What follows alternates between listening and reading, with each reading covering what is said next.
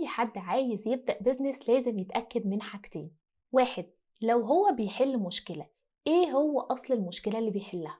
اتنين، هل البرودكت اللي هو بيعمله فعلا بيحل المشكلة دي ولا لا؟ في 2017 هارفارد بيزنس ريفيو عملت سيرفي ل 106 شخص في السي ليفل في 91 شركة خاصة وحكومة في حوالي 17 دولة.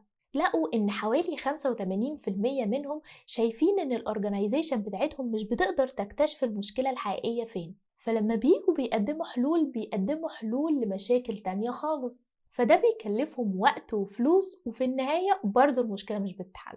وعشان كده لو رائد الأعمال مهتم إن هو يحل مشكلة معينة لازم يفهم أصل المشكلة فين. وده بيحصل إزاي؟ بإنه بيسأل الكاستمر في انترفيو عادي جدا. بنسأله عن ظروفه، إزاي شايف المشكلة من وجهة نظره، بتأثر عليه إزاي، وبتأثر على